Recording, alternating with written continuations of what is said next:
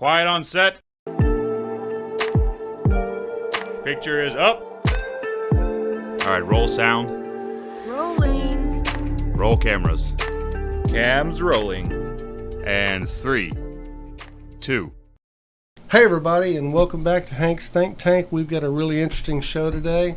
This is a topic I've been wanting to do for quite some time, and we finally got some experts in here, and I'm happy that we're going to discuss this thing and try to dispel some of the rumors that have been out on social media about it. Before we get started, however, I wanted to mention that I know that some of these guys out here are going to be against what we say no matter what we say, and that's just the division in the country these days, and I understand. But please keep your comments kind. I don't want any crappy comments for these guys especially, so if you got to make a crappy one, just direct it to me as you usually do. Got Mark Hogan on my left. Howdy, folks. And he's also glad to be here today. And who we've got with us is Sean Simmonds and Cristian Ford from the Montgomery County Hospital District. And today we're going to be talking about COVID-19, the vaccines, hospitalizations, and anything else that might come up. So welcome, guys. It's good to have you here. I appreciate everything that your office did to help facilitate you guys coming in. And I'm just glad to be able to sit down and actually get some truth to this thing. Yeah, absolutely. We're happy to be here. It's something that we're passionate about too. Obviously, it's a part of our nature, but we want to make sure that there's truths out there, and we dispel anything like you guys were saying. We want to make sure that people are educated, can make the proper decision for themselves, and we can answer any questions that come around. Right. Fantastic. I think everybody's in need of facts. Right. Absolutely. Yeah, there's plenty of opinions out there, and that's why you're here, and we appreciate you coming. Absolutely. Yes, sir. Yeah, there's been quite a lot of opinions, and I tried to break it down into several different topics. So the first one I wanted to talk about really was the vaccine, because the vaccine has taken up so much time in the media. And, one of the biggest things that I've heard on social media is that, this is an unproven vaccine, and it's experimental, and why would anybody take it, Yeah. So if I can just hit on some of your points already. Sure, go Talking ahead. about the vaccine, it being unproven, looking at our hospitalizations, looking at our rates of severe infections, the vaccine is doing exactly what it's supposed to do. It's preventing serious infections in whoever completes the series, and it's slowing the spread. It's not 100% effective. Right. What I heard at the beginning was there was 3 different vaccines they were working on. Most of them in the low 90s percentile of preventing getting COVID. And now I'm hearing about 50%, 45%, right in that area. Is that still pretty much what you're seeing? It absolutely depends on the vaccine that you get, and it depends on if you complete the series. So if you're looking at a 2-series vaccine, meaning like the Pfizer or Moderna, both of those vaccines are still holding about 80% against the Delta variant. Looking at the original COVID-19, not looking at any of the variants that come off of it. Sorry, I lost for words. Yeah, I do that all the time. Coming out of the variants that come off of it, the original is still holding about 96% if you're taking a 2-dose vaccine series and completing it. Now, if you're looking at Johnson & Johnson, AstraZeneca, you're looking a little bit lower than that. Now, when you start looking at the variants, those are mutated forms of the COVID virus. Those are more aggressive. They have more apt to their protein cells are more likely to stick to other cells in your body and mutate. And that's where you start seeing that they become less effective against the vaccine. I've got a question on testing for the variant. Yeah. What is there a different test, or is it the same test? How do you know? Okay, this guy's got Delta. So the way they can look at the Delta or look at the different variants is they actually have to do genetic testing of the actual virus. The testing that we do to see if you have COVID is still the same test. It's still the same basic DNA makeup or the molecular compounds that we look for in the test. So then those tests go to a separate department to break down they have what to actually, variant they are. Yeah, an actual lab.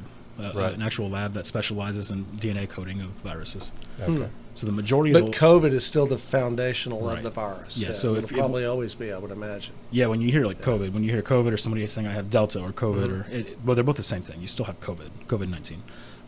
But Delta is just, you have the more aggressive variant of COVID-19. Wow. Okay. So the vaccines aren't designed to prevent you from getting COVID. It's to prevent you from getting a serious case of COVID. Am I right about that? Or Yeah, generally. So COVID or the vaccine, it teaches your body how to fight it. It teaches your body, okay, so this is an infection. This is a virus that your body couldn't counter. And we can break down into mRNA and the type of vaccine that is, because I know there's a lot of questions about that. yeah, there have been. Yeah. So when we talk about mRNA is it's the instruction, like a blueprint that can teach your body how to do something or how to build something or fight something or protect something. So whenever we introduce the mRNA protein for COVID-19 into your body, it's just a piece of genetic coding that says this is a foreign object, virus, pathogen. Your body may see this again. And so your body says, okay, I build the tools, I build a memory of how to fight this.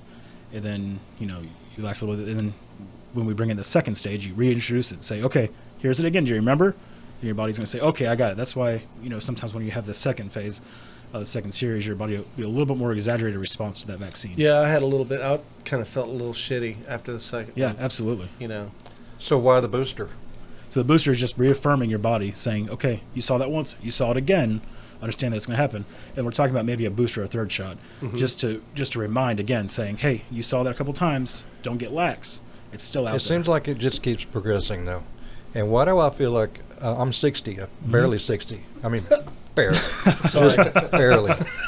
And why do I feel like at 65, when I retire, I'm going to have to show proof of my 19th booster before Medicaid's going to kick in?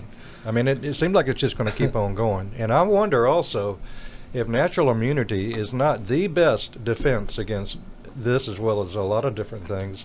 And perhaps with the vaccine therapy, the virus is easier to sidestep that with a different variant than if you had your own natural immunity. Yeah, so a Damn, lot of Dr. Hagen, that wasn't bad at all. No, a lot of great arguments. And when you think about that, so we're looking at unvaccinated right now. We're looking at first, why should I get vaccinated at all?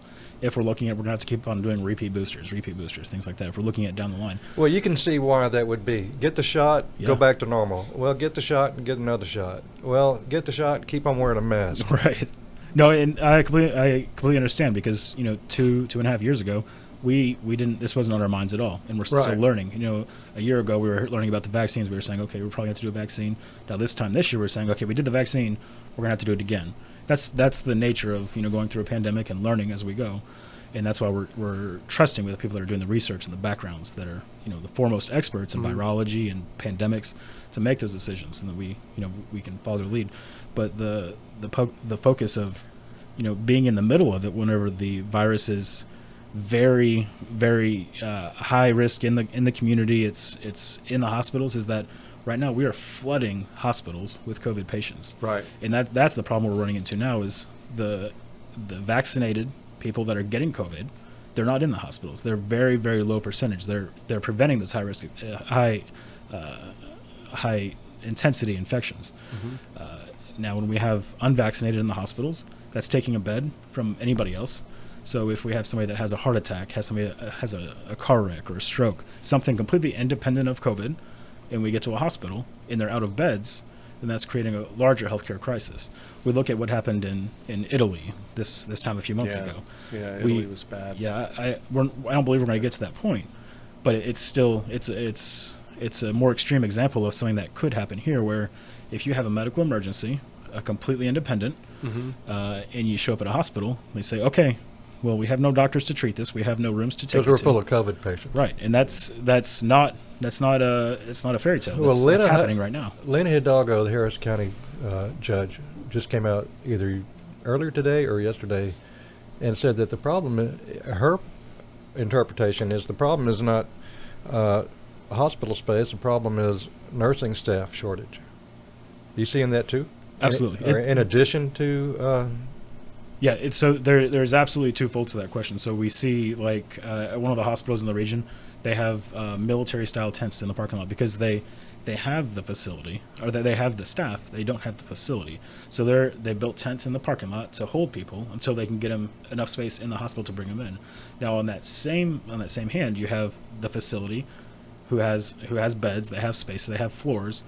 But in the last year, it's destroyed healthcare workers, their morale, their drive, their fatigue level is through the roof. there are a lot of them in Houston, as you know, I'm sure you do, that either get the shot or you're fired, and they were fired. Yeah, and that's absolutely the case. But whenever you look at that, you have to say, we need people to be providing, not infection carriers that are going to spread it to the rest of their patients. When you go to a hospital, you want somebody that's going to be able to take care of you, that's not going to make you more apt to get more sick. So when us as healthcare providers, we go to a hospital or take care of patients, they're already immunocompromised. We don't have the ability to say, I don't believe in that, I'm not going to do that. But just like other vaccines that we have in the past, are hepatitis, flu, tuberculosis tracking, all those before, those are already mandatory for us. Because we don't want to spread that to our patients. Right, yeah. You're a healthcare worker. You get a barrage of shots. Mm-hmm. That's why I'm not a healthcare worker. Right, and those are brought onto us during school. Like it's just part of school. We have to have those checked, and it's just like new hire processes. Now I understand that, is there a preference on which brand of vaccine? Or is that up to you? So with as far as like mandating, yeah. Do they want you to take the Pfizer, or you have to take the Moderna, or is any of these okay as long as you have a card saying? I've heard that it's as long as you just get a card. Our agency doesn't have one. There's a few hospitals in the county that do. In those, I don't believe they have a stipulation on which kind. Now, I also don't want to misspeak because I don't know for sure on that one. Okay. Great. Yeah, a lot of topics. Yeah. So back to the vaccine again. So, everybody's asking, why should I get the vaccine? If I'm still going to get sick, it just doesn't make any sense. Yeah. But I see that what we're really trying to do is not put a tremendous amount of stress on our medical care, on our hospitals and such. So if you get a vaccine, and let's say you get COVID, but you don't have you're not symptomatic, you don't know you have it, are you at that point still able to spread it to other people? Absolutely. Really? Yeah. Like I said, the vaccine is going to prevent you from getting a serious infection. Mm-hmm. If you still contract COVID, you still have the ability to be contagious for other people. So with COVID, we said before the variants, it was about 95% with a 2-stage vaccine. Mm-hmm. Even with the vaccine, if you catch COVID, it's going to keep you about still 95% of a serious infection. So even though you contract it, there's a very strong likelihood you're not going to end up in the hospital. Right. You still are a risk to those around you. You still need to do the isolation practices. You still need to, the very basic things, wash your hands, stay away from others. Yeah. But if you're not symptomatic, you may not know that if you have it. Right. And that was one of the scary things about going into this, is that there's a lot of people that are asymptomatic, and this is why Cristian and I both are wearing a mask now, because we are both fully vaccinated, but we're around so many sick people. Right. It's very hard to tell if we're non-symptomatic carriers. Mm-hmm. And we don't want to get you guys sick. Well, if you've had the vaccine, how are you going to make somebody else sick? Because we absolutely could still be carriers. We could be non-symptomatic, asymptomatic, and it doesn't prevent you from getting it. It just prevents you from getting a bad case of it. Yeah. So if if I right now if I have a variant form of COVID, if I have Delta, but I have the vaccine and I'm not showing many symptoms, I'm absolutely still very contagious. Mm-hmm. If I cough or sneeze or just breathing this close to you guys, it puts you at risk of contracting it as well. Why does that not hold true when you're in a restaurant?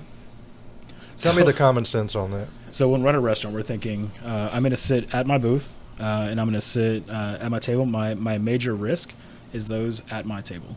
That's why they ask you, if you get up and you walk around, then you're breathing Put around everybody else. Mask back on, yeah. That's the whole thing. Mm-hmm. You go up to the restaurant, mask required. Cool, I got it. Yeah. You grab the same door handle that 250 other people have grabbed in the last hour. Oh, I always let somebody else grab the door. Yeah, you would. And you walk in there with your mask and you look at 200 smiling faces, all sit down, eating, talking to each other. And you sit down and you take your mask off. Right. As an AC guy, I can tell you that makes zero sense, because I know how the air works. all that air goes into one place, and all that air is dispersed out everywhere else. So that's where we're looking at the difference of a airborne pathogen versus a droplet. So droplet is going to stick to the large molecules of spit that come out of your mouth. Whenever you breathe, sneeze, cough, they're going to go about 6 feet and fall. Whenever you're airborne, whether it be a very hard cough, a hard sneeze, or anything that's forceful on your chest, or even a smaller particle, then that's where it's going to go up and it's going to float and then go up and get sucked into the AC vents. And I understand completely, the argument of, well, if I'm sitting in this room with these 100 other people, why are, am I at risk of them? You are absolutely at risk. But at the same time, we're looking at an environment where we need to keep businesses open, like current Montgomery County. I don't want to not go to the restaurant. But that's where we started with having first restaurants closed down, then they did attendance caps, and then they kind of backed off a little bit. The way you put that, the restaurants closed down. Restaurants were told to close down. Right, they were. Yeah, and then livelihood, people, it came to a decision of close down, lose your job, lose your business, or open back up. And there's a lot of hard decisions. Yeah. I'm very thankful that I was never put in that decision. I think it'd be horrible to choose. And you know what? I think a lot of people forget. This is our first, as far as the United States goes, this is in our lifetime. This is our first pandemic. We're learning. Right. So we really don't know how to deal with something like this. Everybody's paranoid. Everybody's freaked out. You got people on ventilators. A lot of bad stuff's happening. And, of course, the media is going to sensationalize everything they can. Well, that's what they do with anything. They're after the eye candy, too. Yeah. So don't it makes change that channel. Yeah, it makes the whole thing kind of blown out of proportion. Right. And then you inject politics into that. Done. Yeah. Yeah. And I think that's where we're at now. And I think that if we can just get people to understand a little bit more about the mechanics of what they're all trying to do with the vaccine, with masks, and they understand better the mechanics of what we're attempting to do, then they'll ease off on all these conspiracy theories and everything else. Well, and on the other side of that coin, a lot of people are enjoying this control. Oh, yeah. Of course. And who can work, who can't go to work, what day you can do this, how many people can you have at your funeral. Right. And it really doesn't look good when a lot of them are getting caught doing what they're saying don't do. Mm-hmm. With the big parties and the place, and y'all can't go anywhere, everybody stay home, and then they have pictures of them doing other stuff. Yeah, I agree. And there's always going to be corruption and things like that, too. It's just something you got to try to look beyond. I think it comes down to character. You look at, I think, going back to very first, earliest sports is what you do when nobody's watching. That's the first thing they teach you whenever you're doing any kind of team sport is you need to be doing what's right, even when it's the hard thing to do and nobody's watching. You need to make sure that you have that right footing. It's not the case for everybody. Even whenever they're going to come out and they're going to say the right things, whatever they do behind the doors is a little bit different, and that's where we get some hard times with some of these practices. Right, especially when they're taking your freedoms away, but they're not following the same rules, and they've got the authority, and I don't think they want to let go of that authority. But see, I have a problem with the whole idea of this entering into the word freedom and taking our freedom away. I can't agree with that. And the reason why is because I understand with freedom comes responsibility. Of course. And so when you look at it from a larger picture and you think to yourself, well, wait a minute now, yes, I have certain freedoms that I don't want violated, but at the same time, I need to be a responsible community member and make sure that if I'm sick, I stay home or stay quarantined. If I'm sick or if I'm possibly sick, I don't want to give it to you. You're my best friend. It would mess me up if something bad happened to you. It really would. And so I'd try my best to think of being a responsible individual. You know what I mean? Just because it makes you a better community member anyway. And I know I'm always preaching about that shit, but that's just the way I feel about it. Right. And I mean, even if our freedoms are being restricted, I don't think they're being removed. And I think eventually they'll let up when we figure it out. Because we, as a country, we got to figure this damn thing out. And we need to watch the other countries in the world too and see what they're doing. Well, there's plenty of they'll help us figure it out. Plenty of data out there, real data. I'm hoping worldwide data, and hopefully we'll come to that conclusion and make this go away. There's a good analogy that one of our doctors shares. He says, you think about COVID, you think about the masks, you think about everything else. Say 2 months ago, whenever COVID wasn't as prevalent in our community, I would be sitting here without a mask. I'd be a little bit more lax. Think about the same thing like if we're in a rainstorm. If we're in a rainstorm, it's sprinkling a little bit. It's not too bad outside. I'm not going to go out there with a coat or an umbrella. Right. But whenever I go outside and it's a monsoon, the wind is coming down sideways, I'm going to put on a coat. I'm going to put on a lot of protection. I'm going to keep myself from that rain because it is all around me. I'm going to get wet. Rather than a stray shower here and there, I'm probably going to be okay. Right now, we're in a monsoon. Right now, our positivity rate is 21% as of 2 days ago. And that's for Montgomery County? That's for Montgomery County, yes. That's Okay. our local statistics. 21% positive. Wow. So that means that when you go to the store, every other couple person, 3 or 4 people you see is going to be COVID positive.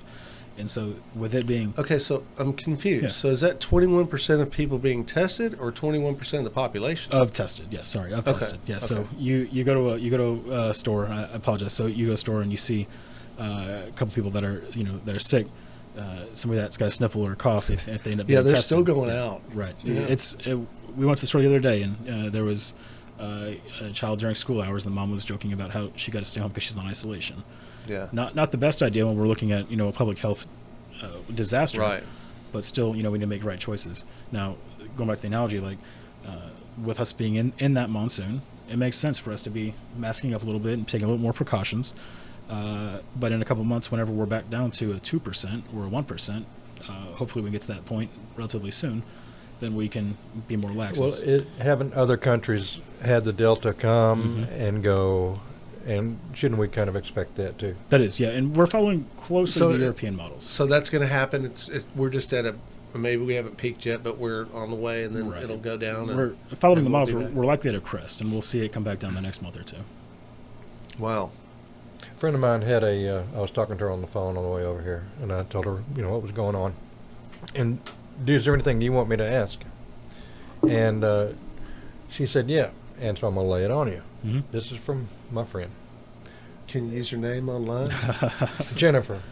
Jennifer's good. All right, Jennifer's question. Yeah. Most Jennifers are quite good looking. Hey, Jennifer. She's attractive. Is she? She would not like you, though. Why? I'll tell you later. So, I'm just getting killed by your mom and Jennifer now. it's her, not you. Okay. So Jennifer wanted to know, because she gets a lot of flack online, like everybody does. No matter where you're at, you're going to get flack. Oh yeah, Over it's here, going to you're happen. get flack. Yeah. Okay, whatever. People are mad at people that are not getting vaccinated because they're endangering everybody. Her question is, how does her being unvaccinated harm these people that have been vaccinated? So That's a good question. being unvaccinated, you drop that defense of not getting the virus, or of getting the virus. So where if I'm vaccinated, I have a 90-something% chance of not getting the virus. Being unvaccinated, you drop that 90%. If you're exposed to it, you have the likelihood. Now, if you are unvaccinated, you catch the virus. That's also where the mutations happen. We're talking about variants. You build in, you drop those defenses. You are more apt to get the virus, catch every strain of the virus, and then empower that virus to continue on and continue. How does that imperil the people that have already been vaccinated? Why do they give a damn? Because they're protected, right? We're protected, but still at risk. And then whenever those variants start creating and multiplying and continuing on throughout the community, then we're more at risk. Everybody else becomes more at risk. How do variants come about? I really don't understand that. So you look at a body, you look at somebody that's carrying a virus, and then it starts building some defenses. Your body starts recognizing it. You've caught it once, you caught it twice. Your body's a little bit more ability to recognize it. Then the virus begins to mutate, saying, "Okay, I'm getting blocked this direction." The virus cells that are a little bit more mutated to one direction, they start multiplying with that because they're not as protected. They can start Part spreading. of the virus will try to look like something else that's unrecognized by the vaccine components. And then So in theory, it could mutate forever. This is something we could just. We have different flus all the time, right? we absolutely have different flus every time, and that's why always we push flu vaccines as well, because just like we don't want to overload the hospital with COVID, we don't want to overload the hospital with flu. Now, when we start talking about flu versus COVID, we get in very dangerous similarities. Where some people say, well, the flu is just as bad as COVID. It's even worse. More people have died from it. That's absolutely not correct. From what I've read, 30 to 60,000 every year in America for the flu are dying from the flu. Okay. It's pretty wide range, right, depending on what year and that's accurate. That's actually. And we've lost quite a bit more through COVID, haven't we? Right. And then over 18 months of COVID, we lost just about 700,000. So 30 to 60 a year of COVID, and then over 18 months, just about 700,000. So we're looking at the risks of mortality rate, where we're sitting at COVID, especially in the Delta variant, we're just under 2%. And globally, we are at 2% for a mortality rate. 2%. Yes, sir. So we're 98% okay. Globally. Yes, sir. Globally. In the United States, that's about 1.5%. Okay. So, and I know you say the argument of that is, well, if I'm going to be 1.5%, that's my risk of getting it, of contracting a severe case and ending up in the hospital and in a ventilator and dying. That's a risk I'm willing to take. Not me. If I'm in a room full of 100 people and they say there's a good chance that you're going to die, 1% chance that you're going to die, I'm not taking that risk. Like getting on a plane, you get a 1% chance of crashing. That's a hard choice, right? 1 out of every 100 planes is going to crash. I'm not getting on that plane. Right. But isn't it also true, and I'm supposing it is, I always had a theory. I just got to say it. I always had a theory that if there was a ride at Astro World where 25% of the people on the ride died, 25%? Yeah, that it would have the longest line. They couldn't wait to get on that freaking ride. I survived. You got it. You get T-shirts and everything. When I worked at Astroworld, they built Degrees of Lightning. Oh, yeah. And they said, free rides for everybody who works here before we open it to the public. And as I'm going in a loop, I'm thinking, they're testing this son of a bitch. I lived. I'm sorry. That's all right. Yeah, I had to go with that ride thing because I've always thought that anyway. But okay, so I see the reason for the vaccine. Do you think that there's ever going to come a time when COVID will be regarded as the flu is regarded today? Because nobody really makes a big deal out of the flu. I mean, elderly people go get their flu shot. People who have compromised immunity systems go get their flu shot. But other than that, it's not in the news every day. They're not counting bodies. They're not showing pictures of all these people on ventilators. The news could make it huge. The news can, but I'm just wondering if 9 people died of the flu last week. Yeah, they would, but I'm just wondering if there's ever going to come a time that it'll be regarded like the flu. If it's eventually just going to balance out. I think that's the hope, right? That's where we're going to an area as a community, as a nation, as a world, that the COVID isn't as prevalent. It's not slamming the healthcare systems. It's not shutting down ambulances, shutting down hospital systems. Is that if a couple people get it, they have a high likelihood to survive, and there's healthcare available for them if they do catch a serious illness. So explain to me real quick what herd immunity is. You hear this term going around, and I don't think a lot of people understand what it is and how we can get there and how it'll kind of save us from this whole deal. So herd immunity is years out. Herd immunity is nothing that we're going to catch this year, tomorrow, or next year. It's where you have enough of the virus, enough of the pathogen in your community to where everybody has had some exposure to it and has a natural ability to fight it off in their system. With the variants and the severity of spread and the peaks, then we're nowhere close to that. It's just going to take a while. It's going to take a very long time. And then if that is the route that we take to get over the pandemic that we're living in, then it's going to take us going very slow and methodical. We talk about flattening the curve, slowing the spread.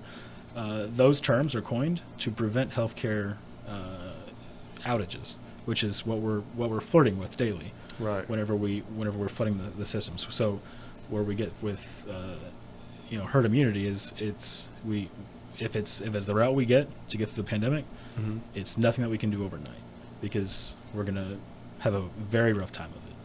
But years out, possibly, it's flirting with danger right now. Okay. And then one more thing I wanted to touch on vaccines before we move on to something else. FDA approval. Yeah. So what's the big deal about FDA approval? And I know that FDA is the governmental organization that oversees all this kind of thing, but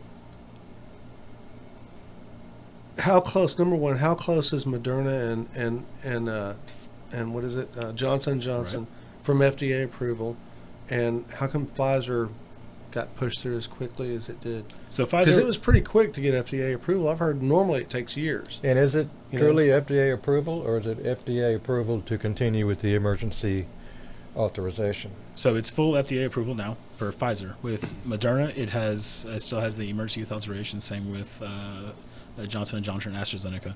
The Pfizer has full FDA approval for the 2-dose series, and then now they're pushing forward with the booster shots for the selected populations. So, And is there an age restriction on the Pfizer? Do you have to be a certain age to be able to get it? So 12 and above is Okay. the Pfizer recommended, and then some facilities even steer that back a little bit just because of their specialties or how they're comfortable. You'll see 16 above, 18 above. Okay. It just depends on the facility. So That if makes sense. Yeah, it comes down to whose medical authorizations coming out of that Right. shot. With Pfizer being FDA approved, it's not a slow process. It's not a fast process. Typically, you're going to have years and years of research. I think this is where a lot of the uncomfortable comes through. Is that you have people that say, "Oh, well, this drug has been researched for 10 years. How is this coming out immediately?" So Right. we look at the background of an mRNA vaccine. These have been studied for years and years, decades. We look at the mRNA use of a vaccine, which is coming out a little bit more recent. That's starting back in the early 2000s. They started working on it with SARS. Right. Zika virus, even, all these ones that we saw pop up and kind of fizzle out a little bit. And they all slowed down. Production slowed down. Funding slowed down. They're fighting through the red tape. They're fighting, to do. They're still continuing the research. Everything is just slowed down because there wasn't a need. Now, whenever we produce or present a global pandemic with billions and billions of dollars behind it, it clears up a lot of that red tape, and it pushes forward a lot of resources towards these manufacturers that are producing and doing this research, so that it streamlines. It says, okay, here is all the resources you need, all of the people working behind it, all of the if they put in paperwork, instead of going through a process, it's streamlined through any kind of bureaucratic red tape, and then it streamlines through, and it can go through the process. There's a 4-process for studying. There's phase 1 where they're going to do a small select group trial. Then it expands to phase 2, a large group, stage 3, stage 4, where eventually thousands and thousands of people are in this trial. Right. And they monitor very closely for negative outcomes, counter effects, side effects, long-term effects. And whenever they see that they don't find anything, then that's where it's opened up for emergency use authorization. That's where we hung for about a year, and now that we're continuing on, there's very, very little documented negative side effects. There's no long-term side effects that have been documented. Then they continue out and they produce it for full FDA approval, and that's where we're sitting now. Okay. Fantastic. And Moderna, Johnson & Johnson, close on its heels. Pfizer got through quickly because it was the first one. Right.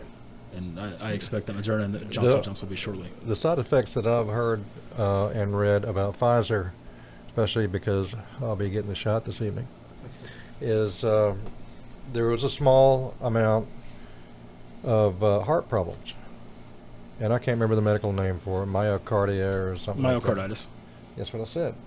Almost. I like it. And but from what I read, it was like 2,700 out of a million. And once again, we go back to mitigating our own risk. Right. So I'll probably be okay. Yeah, and that is a excellent decision that people make for themselves. Is okay. They understand there is a very small chance to get a side effect of a case of myocarditis, or anaphylaxis is even smaller chance. We look at these very small counter effects and make a weighted decision.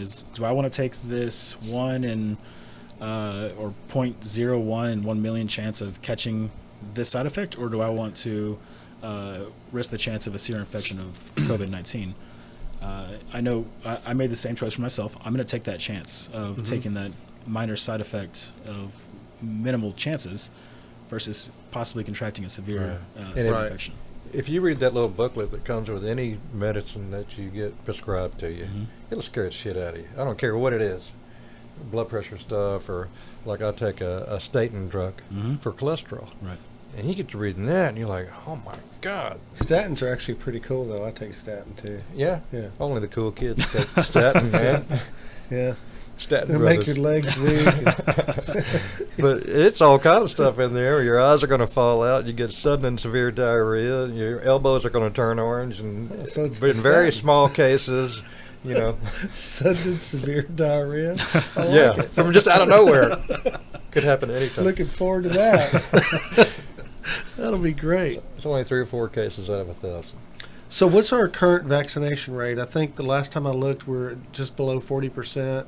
For Montgomery County, For we're Montgomery we're at County. 51% fully vaccinated. Really, right now. 51%. Which is So we're moving up. Yeah, we're moving up. We're not there yet, but I think that's great. You know, we're encouraging people to get out there, get the vaccine, Mm-hmm. take that step for like we talked about, not themselves but the rest of their community too.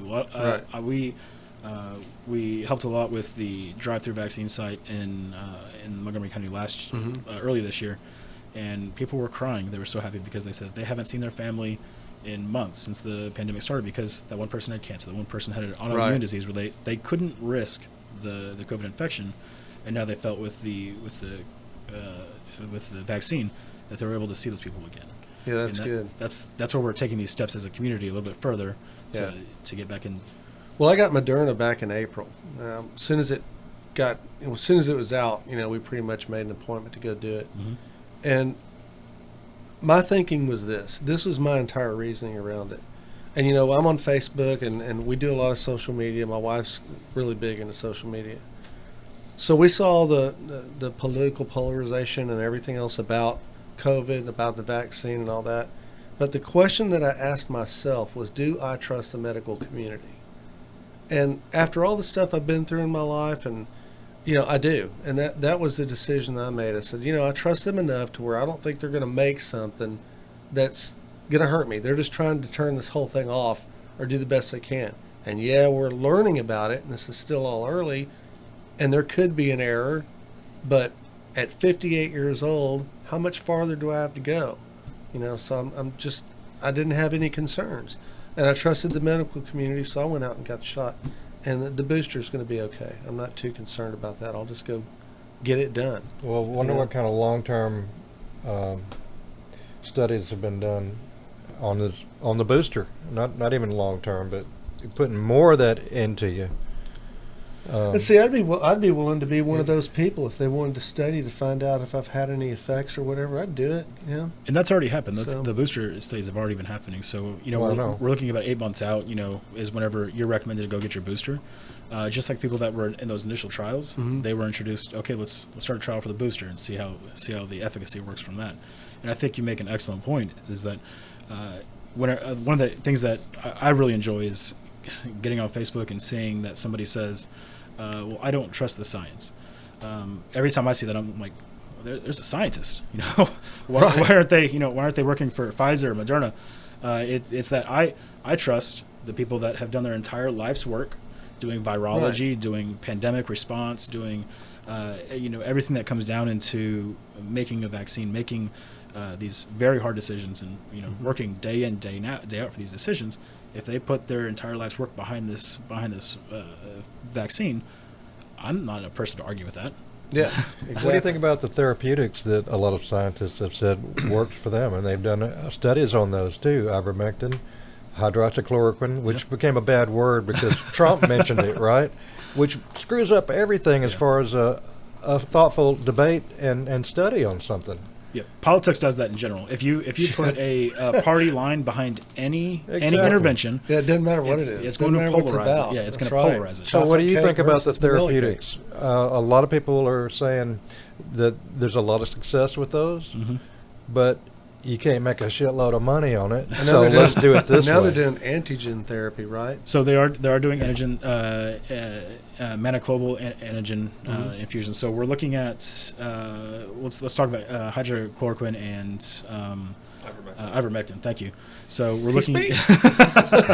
It's unbelievable. He is there. So we're looking at these two therapies at first. So both of these, very, very little to no successful research. So hydrochloroquine has 0 peer-reviewed successful studies that have been published. Ivermectin, same kind of situation, is that there are no peer-reviewed studies that have been published without being redacted. That sounds a whole lot better than it's going to kill you, and anybody who takes it is stupid, and so I thank you for No, that. there's just no science behind. Or there's no published articles behind it yet. Now they're doing the studies. They're just like a few months ago we weren't doing infusion therapies. That wasn't a thing, but they've been studied. They've been researched, and there's not a lot of there's a little bit of improvement, but there's not a lot of down. So we're saying, okay, this has so much of a chance, 5-15% of keeping you out of a hospital. Let's take that 5 to 15% and just throw it out there so that maybe we can curve it back even more. So it's a positive therapy where we're looking at ivermectin, hydroxychloroquine, and things like that. We're just not there yet with the research, and we're seeing that sometimes. Well, this stuff's been around since the 40s, though, man. Not studied for Has COVID. We're looking at it's studied for parasites, worms, things like that, and we don't have the background to study it for a virus. It's not an antiviral.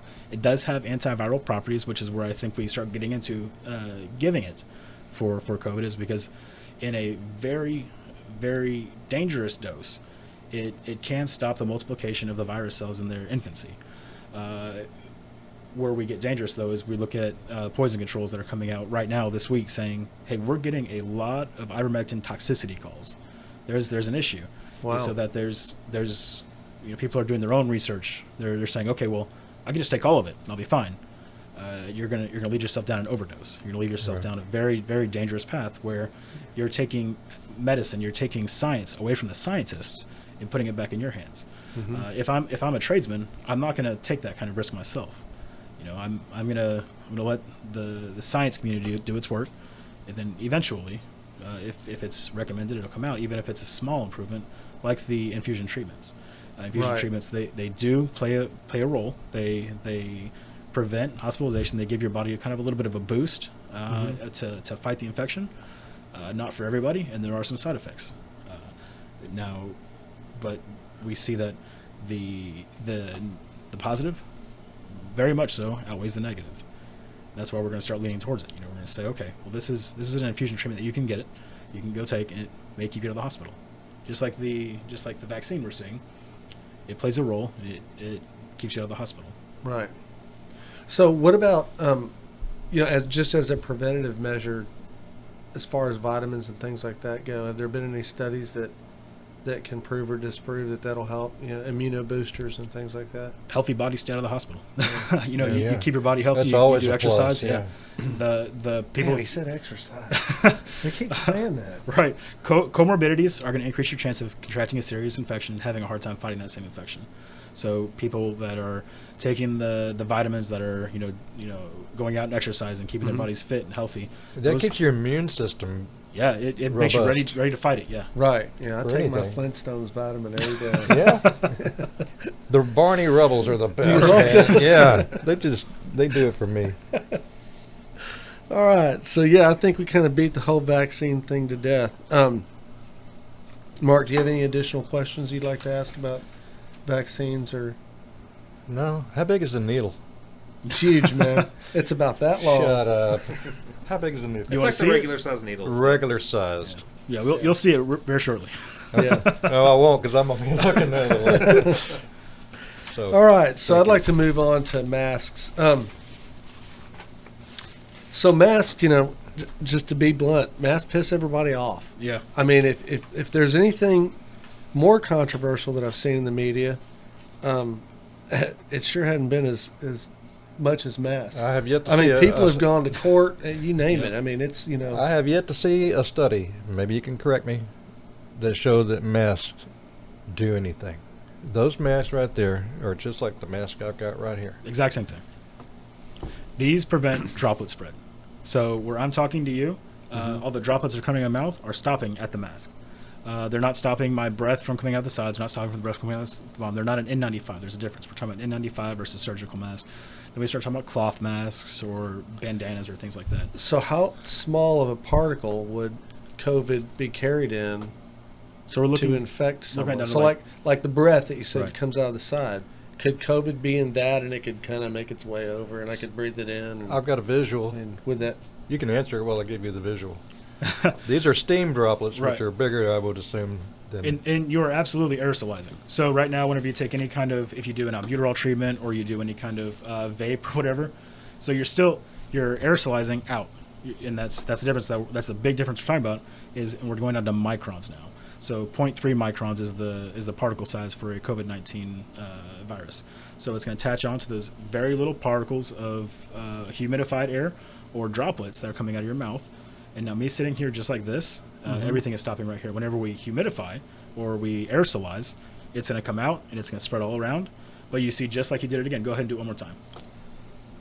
He can't wait. He likes smoking that thing. Science, man. All for science. Now, whenever You you, pull out the bong. whenever you take a breath out, instead of it going across the room to Cristian, it's going to go around the sides and drop to the floor.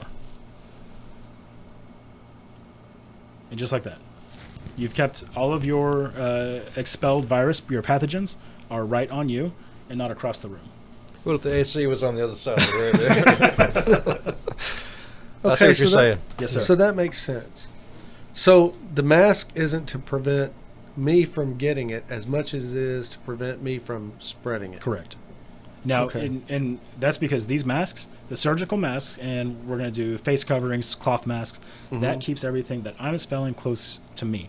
Now, if we're going to start talking about N95s, that's a higher level of protection. That's where you have to be fit test, and you go through a whole process to make sure it fits the form of your face. I used to wear a respirator at work. Exactly. Cartridges, a whole bit. Really? Yeah. What were you doing? I was refinishing bathtubs. Oh, It was like paint and body work. that's I crazy. loved it. Yeah, and you increase to the respirator where it increases those the filtration rates, and that's where it keeps everything that you're breathing on you. It also keeps everything that you're breathing off of me. It keeps everything very personal. Right. Highly filtered. Right. Yeah, and I mean everybody's just throwing in the whole rights thing, and that's kind of bothersome about that. I think I don't care. It If you want me to bothers wear you a that- mask, I'll wear a mask. 'Cause what the hell, But Yeah. you know what's funny? So I'm at a store. I'm not going to name it. It was Walmart, and so I'm wearing a mask, right? And Yeah. I'm looking at my phone. This guy walks up to me and just starts talking to me. I'm like, okay, and he was mentioning this and mentioning that, and I didn't want to say, "Hey, dude, I don't know who you are." Was he shooting down your reasons for wearing your mask? No, he was just being real cool. Okay. And mentioned that he'd been into the store and blah blah blah blah and this that, and the other. And so I just took it off to show him that I had a mustache, And he goes, "Oh crap, wrong dude." He goes, "I thought you were Andrew from Andrew's Music." Well, I know Andrew. I don't look nothing like Andrew. But somebody told me, Did you "Hey, tell him that? you look just like Andrew when you put the mask on." So I put the mask on, looked in the mirror, and sure enough, man, I look like Andrew. Really? Yeah. So I'm gonna go in and clean out the till tomorrow. Okay, cool. Shave that mustache off. And I thought it was funny. I was like, "Damn, I'm getting recognized as other people." Yeah. And I said, "Well, It there happened you to me go." before, too. Yeah, I think that's a dangerous road that we went down. Is just like everything that we seem to be doing right now. Every kind of movement that's out there is going to be political. Yeah. Whenever we're talking about a public health disaster, it needs to be apolitical. It needs to be across the board. Right. And we can't get there right now, and that's unfortunate. Yeah, I don't think it should have been politicized. I think it should have been left to the medical community because they would have been better off. I think social telling us what media to do. is the big driver about that because you can Absolutely. just be rude as hell to people on a keyboard and they're wherever Yeah. they're at, and people would not say that to their face. No, you don't have No. the consequences of face to face. Right, exactly. Yeah. But, I just hate that all these rumors get spread and it's not helping the situation. Well, it's just, I'll tell you one it's of just them- dragging it out. one and of I them want is- it to be over. They were having cases rise because all you Trumpers are not taking your vaccine. And I absolutely want to say that I have not seen reputable science or research or projects that have come out saying this certain demographic is more at risk or is not doing their part or is at fault for a spread. But I think it's very important that I've seen a lot of people that say, I don't want the vaccine, I'm not getting the vaccine, are the people that are scared. Yeah, it all boils they're- down to trust. right, I mean, it and- really does. And that's where we need to break You it know? down. Is it saying, Well, you once know, you put it in your body, it's in there.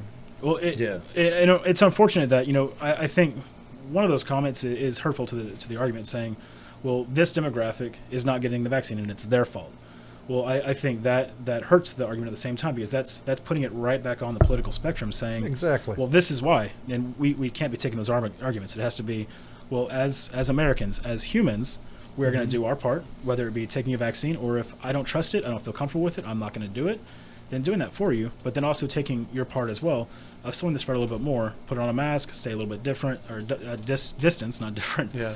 But taking responsibility for your actions and being a little more aware that this is not in a political environment. We didn't create a global pandemic because we wanted one party or another to win an election. Right. This is a global where countries have been crippled to their knees, like we talked about earlier with Italy. They've been put completely to the ground because of a virus. That's not our doing because of an election. I'll tell you one country that I haven't heard anything out of, though, Canada.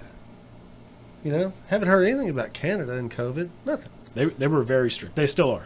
They're Really? very strict. It's cold as hell up there. Come on. Yeah, they're all The inside. COVID virus is like, no, hell no. Let's go back to Mexico.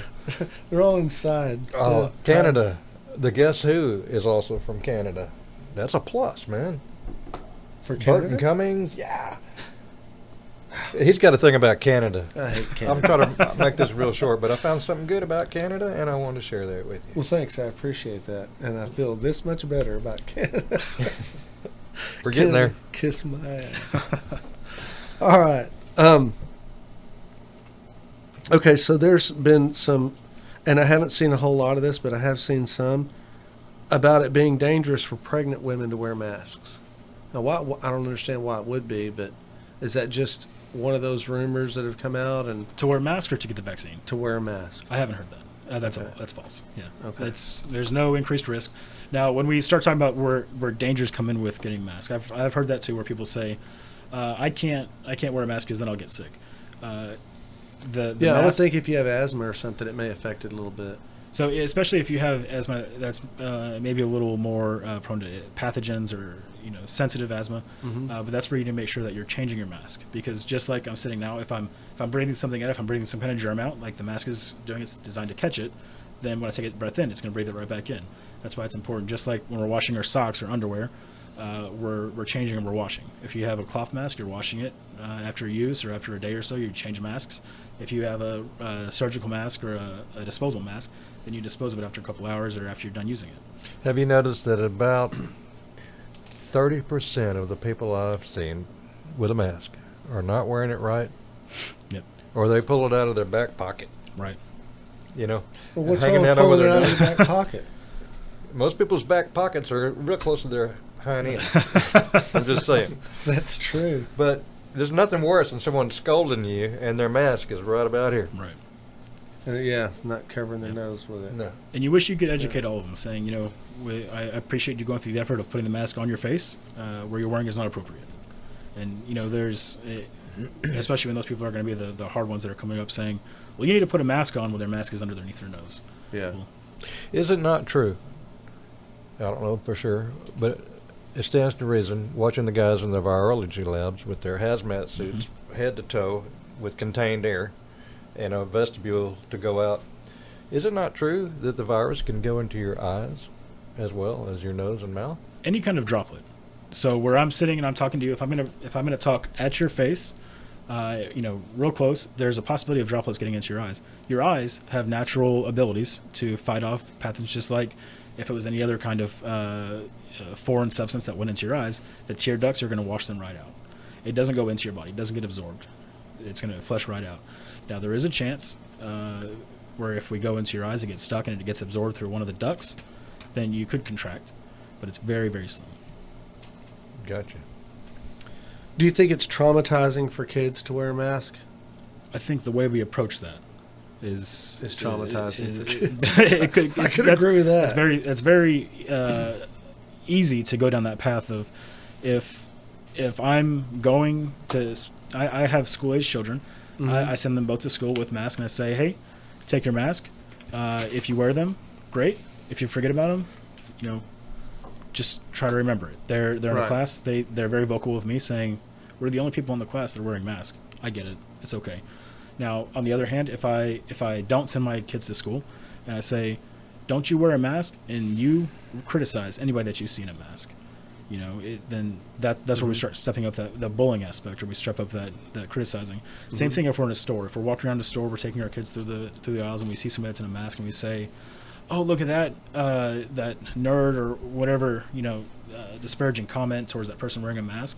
That child we're walking with is watching that attitude, and they're going to take that right back to school. They're going to say, oh, my dad said this about that person, I can say it too. Right. And Well, that's kind of the nature of kids. right. Some of them are going to try to be bullies, and hopefully Yep. they get their ass kicked right away. But I'm thinking of more, than the smaller, the more the supplies. They're fiddling and they're doing and they're blowing their nose on it. Right. You know how little kids are, and so I think it's kind of out the window with most of them, especially in the first, second grade kind of thing. Oh man, you got a Snoopy mask. I got a Spider-Man here. You know. And that's exactly why you'll find a lot of places that say under age 5 or 7 or 10, don't even worry about the mask. Well, people have been kicked off of airplanes because their little 2-year-old would not wear a mask. I'm sure you saw the same videos. Yeah, I absolutely did. And you know, that's unfortunate that first that situation has to happen to a family, because that situation can be traumatizing, especially how people on all sides of that react to it. But then we also have to be aware that if I'm going to buy that ticket to that airplane and I see on the comments it says all passengers have to wear a mask, I have to make sure that my 2-year-old I'm getting on that airplane has to wear a mask. You're thinking that maybe they'd have mask practice at home before they get on the airplane. Yeah, at least. Yeah. And I'd tell you, if I got on the airplane right now, my kids aren't 2, they're a little bit older. Even at their age, they'd still have a hard time with the mask. And you know, that's one of those decisions where you have to say, okay, if we're going to go on this airplane, you're going to have to keep this on. I think there's a big sociological aspect to this too. With the mask on, you don't get the facial expressions. You don't really get the. You don't get the smiles. You don't get. It's just But that works to your benefit so much. Now, let me tell you something. I'm hard of hearing. You saw me take my hearing aid out so I can put these on. I read lips. This past year and a half has been tough, buddy. I'm telling you what. Yeah, but you don't want to read some of the things that I say behind my mask. That's for sure. I'm sure I'm better off not I've had some knowing. crappy waiters and stuff, and they got it from me. It wasn't audible, but it was there. Right. And I was like, yeah, wearing a mask, cool. I found myself the opposite end of that, is where I'm very used to wearing a mask, and where I go to the store and I'm not wearing it by chance, or I forget it, or I'm at a situation, then I find myself wincing, and I'm used to hiding that behind my mask. I'm like, oh, Right. that's my visual facial expression. I have to filter So you myself. got to talk with your eyes People more. perceiving that, right. Yeah. Okay, so are there any other variants besides Delta that we know of? There's a lot. Yeah, there's There a lot. are? The Alpha Bravo Lambda. There's lots of variants, but what we're finding is that the Delta is the most aggressive, and the especially against the vaccine is the most apt, and it's the most common form of COVID in our region right now, in the nation actually, is the Delta variant. So there's lots of different variants. There's going to be lots of different variants.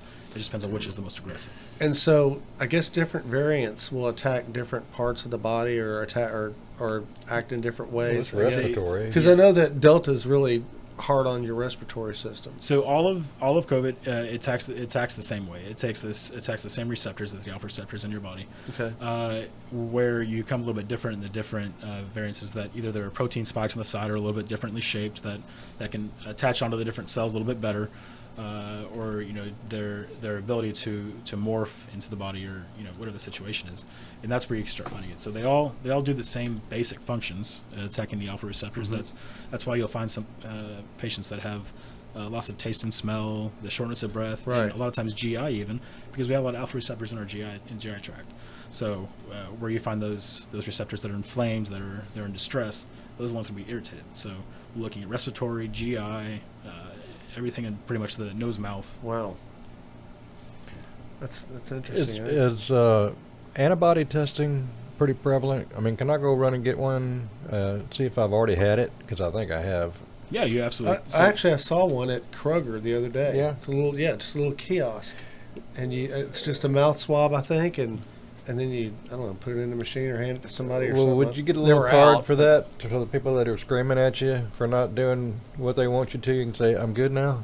So you run into a problem there, because the antibodies, you're going to have antibodies even with an active infection. So just because you have a card that says I have antibodies, that could also be a card saying I have COVID. So you're going to run a couple different risks there. And So then the you need to get them antibodies- both at the same time. I got antibodies and do a COVID test, and we're clear. Right. So generally, people that get it more than once, is their second infection usually harder or lighter or about the same? It's very person specific. I've got somebody that I've followed pretty closely that at our agency, they had it once. They ended up in the hospital. They got the vaccine after their infection, and then they got it again, and it was a runny nose. That's the worst they got. Wow. And that's where we kind of attribute the vaccine to doing its job, is that even with the first infection, it reintroduced it to your body. It gave your body a little bit more knowledge to fight it. However, we do find people that have a reemergence or reinfection, and they get very serious infections, especially if it's a more aggressive variant form. So I wonder if that's genetic. It seems like it would be. Yeah, because you'll see families as well that if one family member gets it, all of them get it and end up in the hospital. It could absolutely be their ability to respond to it. Wow. And where we talk about antibody testing is a lot of people ask about that, and I encourage every single one of them to go to a blood drive and give blood. And every time you give blood, they're going to do an antigen or antibody test on that blood for free. And you'll get a report. You'll say, do you have antibodies? You're also going to be saving lives with that blood drive. I can't get blood anymore. Why not? I got tired of all these little kids going, "What's the matter, mister?" I think I need some juice. Oh my God! You got to have the crackers after you're done. God. We were talking the other day. I can clean a deer, or but man, I cut myself and it's all over with. You have to carry me somewhere. But that's hand injuries. Hand injuries are always bad. I don't know why. I think it's I pretty can much handle anywhere pretty for much me. anything, but you hurt my hands and I'm in trouble. I'm still bothered about your mom having a problem. We're gonna have to talk about that. He told me not to tell you that, and here I am telling you Yeah, you that. should Now tell I'm me. in trouble too. So okay, so and I don't know if this is going to get a little bit more just personal for you, Yeah. but what do you think can be done? Because it's so damn hard to convince anybody at all that's staunchly against getting a vaccination to get one. I got some friends they're good long-term friends of mine, and I've said, hey, I think it's a good idea, and they just get all pissed off and they don't want to hear it, and it kind of closes out that conversation pretty quickly. What do you think would be the best way to circumvent their argument?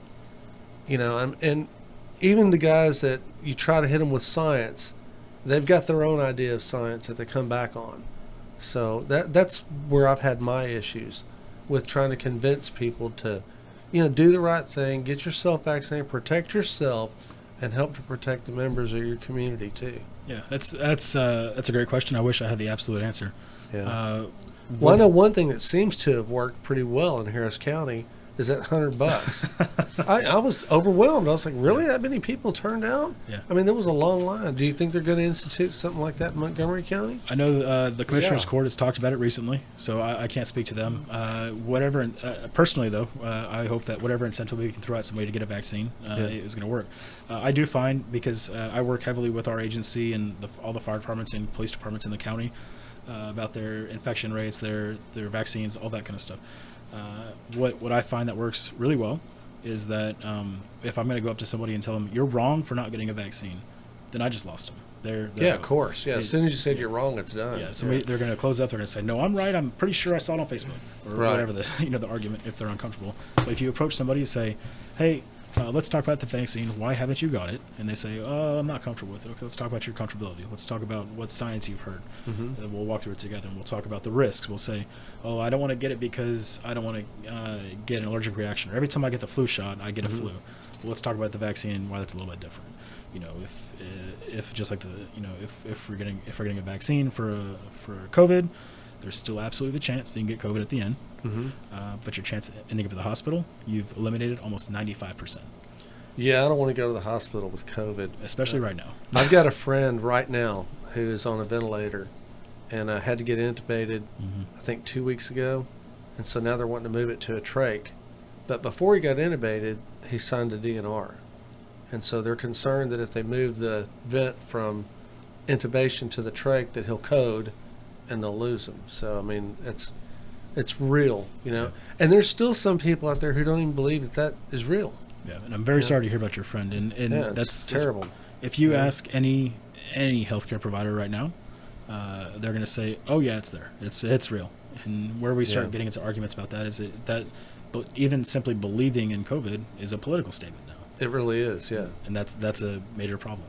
So, if somebody has a problem with it, they don't think it's real. Can they go visit a hospital and get eyes on? Pretty much, you think the hospital would turn them away? Absolutely, Or yeah. They would? Yeah. You don't think they would let them just Even take a look at the people in the E room, in the emergency room? Scared straight. Right. Yeah. Now, if you walk into a hospital lobby, you're going to see it. I mean, that's how bad it is right now. Is even before you pass their doors, you're going to see the effects that COVID is having on these hospitals. Is that the hospitals are admitting people from the lobby because there's no more room in the back. If you're going to go to a hospital for catch it on a bad day, you're going to be sitting in the lobby for a long time. Yeah. until they can find space for you. And that's just because the acuity of the patients behind the door are so much higher. Right. And the bad thing is, if you get in a car wreck or something right now, man, you're screwed. You know, because I mean, the hospitals are stressed. If you're in bad shape, It is a They're very not- bad time to be. yeah, they're not going to to throw have somebody out of a bed to put you in it. You know, I don't guess. All right. Well, Marcus had some reservations for quite some time about getting vaccinated. Him and I had Well, yeah, a we few did. conversations about And it. we didn't call each other names or anything, you know. Not while you were here. But, you know, and Mark had made the remark to me, he said, you know, if this thing is FDA approved, I'll do it. Mm-hmm. And I was I'll really be damned. glad. The following Monday, pow! He actually did that. He didn't tell you. Yeah. So Mark's going to get his vaccination today. The And- Pfizer and fully it's- approved. Right. Pfizer fully approved, and I think that I'm proud of you, dude. I'm glad you're doing it. I'm glad you're doing it for you, but I'm also glad you're doing it for your folks and for me.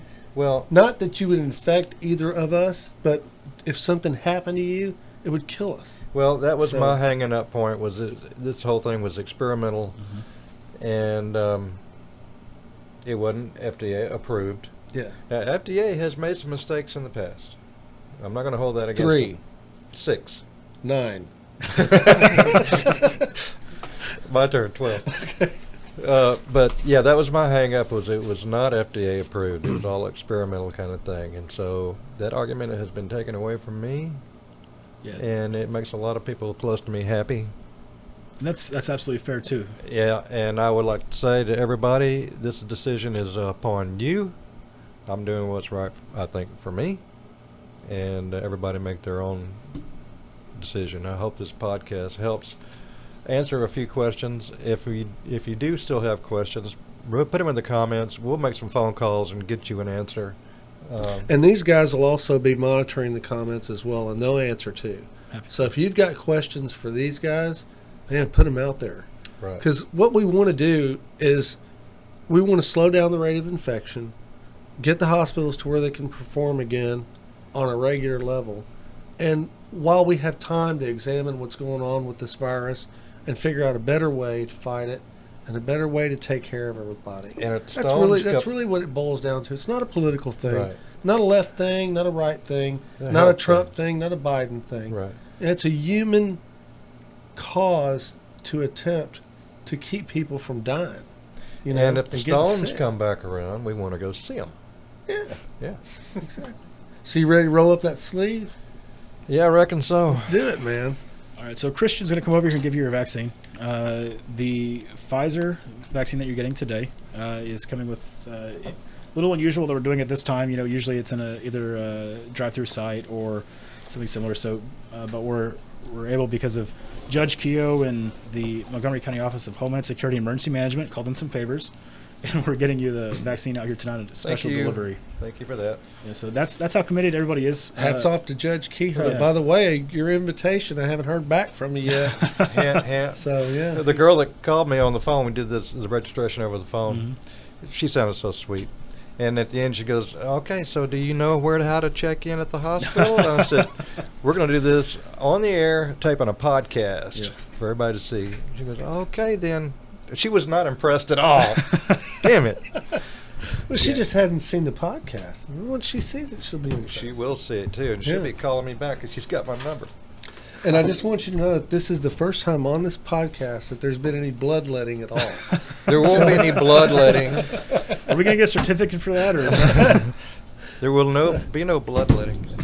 You notice I wore a short sleeve shirt. Yeah. Mm-hmm. Hey, yeah, what's the deal with the shirt? I like it, man. Hard rock. Oh, Hard Rock Rome. There's a story behind that. I'm ready. My folks went to Italy back in the 90s, and then wherever they went, I said, "Bring me a Hard Rock shirt," because that's real big in the 90s. Everybody Yeah. had a Hard Rock, right? Oh, yeah. So Hard Rock Rome. Really? Yeah, and they were doing the tour on the bus, and they pulled up to the Vatican, where the Pope lives. Right on. Quite a pad he's got going on. You remember that one pope that quit? You can't quit being a pope. He quit. And you know why he quit? Why? He was too pooped pope. It happens to him anyway. It's a big job. So they pull up to the Vatican in their little tour bus, right? You can go ahead whenever you want. All right. And there's people out there wailing and praying, and they just want a glimpse of the Pope. Oh, well, maybe today the Pope will come out. He's a big deal, right? 'Cause he's got like the and then he opens hotline to the Jesus and doors. stuff. Oh yeah. Got the hat and everything. Yeah. And he never shows up, and people they're out there for hours and weeks and days just to get a glimpse of the Pope. Well, the tour bus pulls up to the Vatican. Cristian, before you throw They hop off the bus. Boink, out comes the Pope on the balcony. Doot-a-doot. Like, no big deal. People were waiting there for weeks. Right. Yeah. They just pulled up like your folks pull up and there he oh, is. it's the Pope. Oh, that's cool. Well, we're not Catholic or anything, but they're like, I know, I've seen you Probably before. pointed right at him. Hey, This is the cool part. He was wearing this very shirt. you got to be kidding me. The Pope wearing a Hard Rock. And they're like, oh my God. And he goes, no, it's just the Pope. And he's wearing this shirt. Yeah. He yanks his shirt off and he throws it into the crowd. My mom caught it and said, what a stroke of luck. I was looking for a Hard Rock shirt anyway. They were real surprised he had all those tats and everything. But The Pope? yeah. All right, Mark, you ready? Yeah. Cool. You ready? I'm ready. All right. I'm gonna have you turn just a little bit towards me. You ain't gotta look. I just need you to turn. Lord help me. We'll poke 1, 2, 3. I was going to do the whole flopping out like I'm dying, but we're going to skip that. But you're doing all right, right? You're done. It's over. Yes, sir. That's it. You know, when I got mine, Now you got to do the other side, right? I went to Walgreens in Dayton to get mine. They don't have a Walgreens in Dayton. Yeah, they do. It's the only Walgreens in Dayton. But I went there. So, you know, the chick rubs the alcohol swab on my arm. And I'm looking away because I'm all needle paranoid anyway. Yeah. And she goes, all right, sir, you're done. And I swear to God, I looked at her and I said, so this is bullshit. She goes, what? I said, you didn't give me a shot. I didn't feel anything at all. And she goes, no, sir, I did. And she showed me the needle. And I was like, I don't know. I went out and told my wife, I said, man, I don't think this is right. I said, she didn't give me a shot. She forgot to put the needle in the hypodermic. Something happened. But the next day, my arm was really sore. So I knew I got a shot the next day. Yeah, and I'm sure you know about the side effects. You can expect to see a little soreness in that arm, maybe kind of feeling like crud tomorrow. Sudden severe diarrhea. I'm going to give you your vaccine card. You go put your name and your date of birth at the top of that. Okay. Hold on to that. That is your COVID-19 proof of vaccination. So I'll need to make in about 3 weeks. Yeah, they're going to send you on the email you registered with, they're going to send you an invitation for your second dose. All right. And then Cool. How about that? I'll live through it. And so he'll just have to go to, I guess, wherever to get the second dose? the facility that issued the vaccine that's called you earlier, they're going to call you back and get you recertified or redosed. So when does he get his $100? If you're in Harris They'll County, do that next week. So yeah, I think I'm due for the booster. So I guess Walgreens will be getting in touch with me as soon as that's. Will they do that, or do we need to do it? you need to initiate that. Oh, we do. Yeah. Okay. So it's all yours. What's yours? Oh, Yeah. okay. Hang on to that. Make sure you don't lose it. If you do lose it, contact the facility. They'll get you another card. But that is yours for your medical records. I recommend people take a picture on their phone, or they take it to their doctor and say, "Hey, put this in my file." Document it somewhere. Yeah. Yeah. Back up. Yeah. Right. Well, how about that? Thank you There very you go. much. Absolutely. I didn't feel a thing. All right. And now you're somewhat protected. Somewhat. So yeah, your big protection comes after your second dose. And I've been told, and I'd like you to verify this, if you have had COVID and then you got vaccinated, you're like golden because your body already created antibodies, and then you got the vaccine, which created more.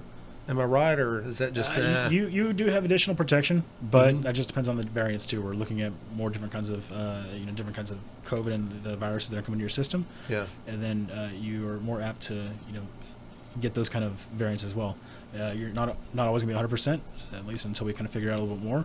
Yeah. But you're not gonna have a serious infection for sure. Yeah.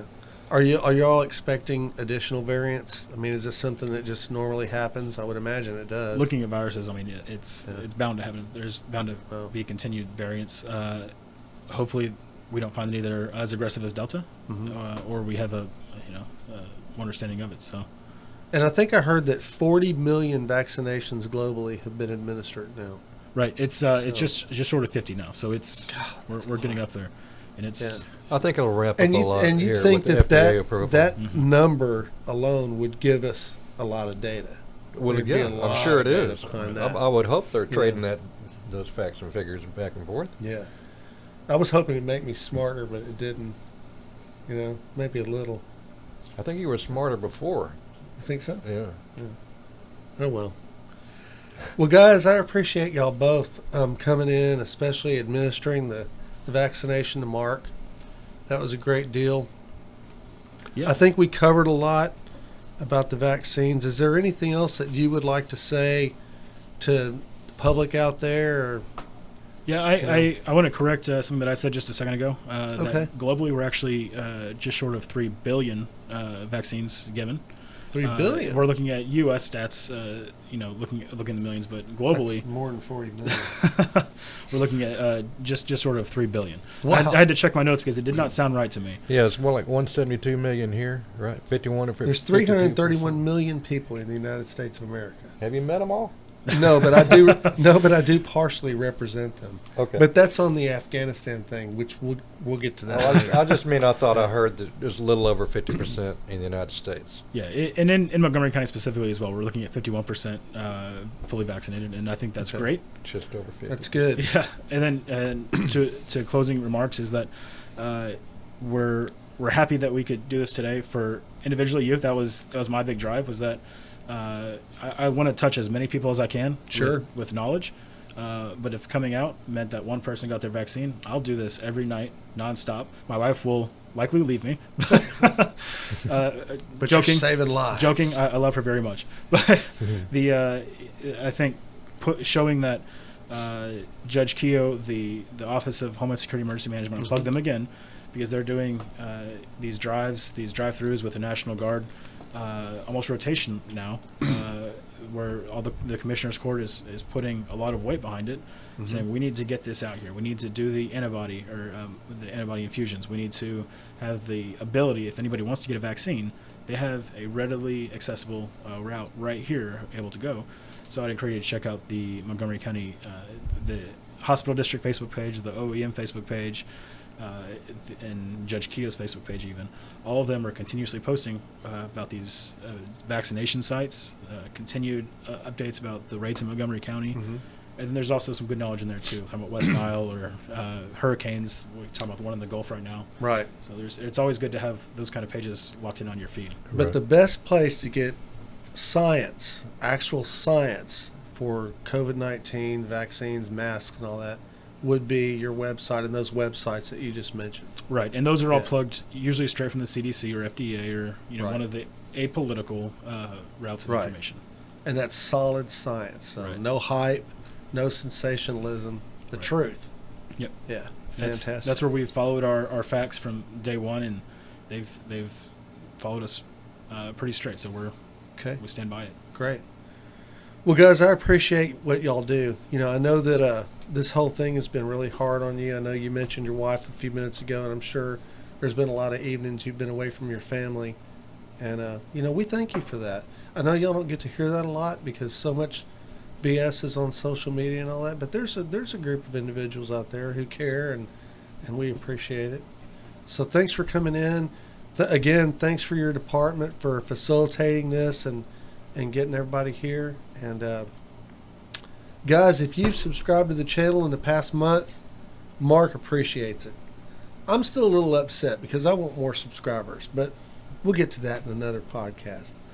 But I hope you learned something this evening, and I hope if you have any questions, you'll put them in the comments and let these guys answer, because they got the real truth for you. It's not a bunch of stuff that's going down on social media. So if you want the truth and you want to be able to do the right thing, that's the place to start. So go to those websites and check it out. Any closing remarks, Mark? No, feel good, feel strong. Thank you both so much, and for the shot too. And just make the check out to the name on the card. That's it. And Mrs. Hogan, whatever I did, I'm sorry. You just got to watch your mouth a little bit. That's all. Mark's going to cover it later. And if I need to send you some flowers and an actual apology, I'll do that. So other than that, I think we're out. Thanks, guys. Appreciate it. Thank you.